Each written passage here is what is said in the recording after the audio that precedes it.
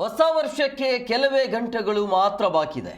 So MG ರಸ್ತೆ, brigade ರಸ್ತೆಗಳಲ್ಲಿ ಈಗ ಭದ್ರತೆಯನ್ನು ವಹಿಸಲಾಗಿದೆ. MG ರೋಡ್ ಮತ್ತು ಬ್ರಿಗೇಡ್ ರಸ್ತೆಗಳಲ್ಲಿ, ಅದಾದ ನಂತರ ಚರ್ಚ್ ರಸ್ತೆಗಳಲ್ಲೂ ಕೂಡ ಈ ರೀತಿಯ ಕಟ್ಟೆಚ್ಚರವನ್ನು ವಹಿಸಲಾಗ್ತಾ ಇರುವಂಥದ್ದು. ಸೊ ಹಂಗಾಗಿ ಸಂಭ್ರಮ ಒಂದು ಕಡೆ ಆದರೆ ಭದ್ರತೆಯನ್ನು ಕೂಡ ಕೊಡಬೇಕಾಗತ್ತೆ. ಆ ಕೆಲಸವನ್ನು ಪೊಲೀಸ್ ಇಲಾಖೆ ಮಾಡ್ತಾ ಇದೆ. ಸೊ ಹಂಗಾಗಿ ಯಾವುದೇ ಕಾರಣಕ್ಕೂ ಕೂಡ ಅಹಿತಕರ ಘಟನೆ ನಡಿಬಾರ್ದು ಅನ್ನುವಂಥ ಕಾರಣಕ್ಕಾಗಿ ಈ ರೀತಿಯ ಹೆಚ್ಚುವರಿ ಭದ್ರತೆಯನ್ನು ನೀಡಲಾಗಿದೆ. ಸಹಜವಾಗಿ ಜನಸಂಖ್ಯೆ ಜಾಸ್ತಿ ಇರುತ್ತೆ.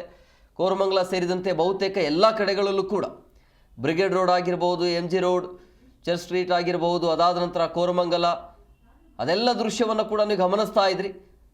ಎಲ್ಲೆಲ್ಲಿ ಯಾವ ರೀತಿಯಾಗಿ ಪೊಲೀಸರ ಹದ್ದಿನ ಕಣ್ಣು ಇದೆ, ಜನ ಎಲ್ಲೆಲ್ಲಿ ಓಡಾಡ್ತಾ ಇದ್ದಾರೆ. ಆಮೇಲೆ ಇನ್ನೊಂದು ಬರುವಂಥ ಜನಸಂಖ್ಯೆಗೆ ಒಂದು ನಿಮಗೆ ಒಂದು ಸ್ಕ್ಯಾನಿಂಗ್ ಹಾಕಿರ್ತಾರೆ.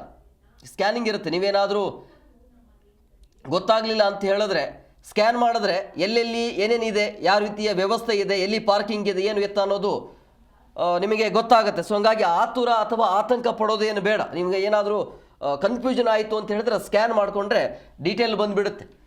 ಪಾರ್ಕಿಂಗ್ ಎಲ್ಲಿ ನಿಲ್ಲಿಸಬೇಕು ಅಥವಾ ಎಲ್ಲೆಲ್ಲಿ ಏನೇನಿದೆ ಅನ್ನೋದು ಗೊತ್ತಾಗುತ್ತೆ. ಸೊ ಹಂಗಾಗಿ ಈ ಬಾರಿ ನೀಟಾಗಿ ವ್ಯವಸ್ಥೆ ಅಂತೂ ಮಾಡಿದ್ದಾರೆ. ಸೊ ಅದೇ ರೀತಿಯಾಗಿ ನೀಟಾಗಿ ಸಂಭ್ರಮಾಚರಣೆ ಇರಲಿ ಅನ್ನುವಂಥ ಕಾರಣಕ್ಕಾಗಿ ನೀವು ನೋಡಿದ್ರಿ, ಜನಸಂಖ್ಯೆ ಜಾಸ್ತಿ ಆದರೆ ಏನೆಲ್ಲ ಅನಾಹುತ ಆಗುತ್ತೆ ಅನ್ನೋದನ್ನು 2025ಕ್ಕೆ ನೀವು ನೋಡಿದ್ರಿ.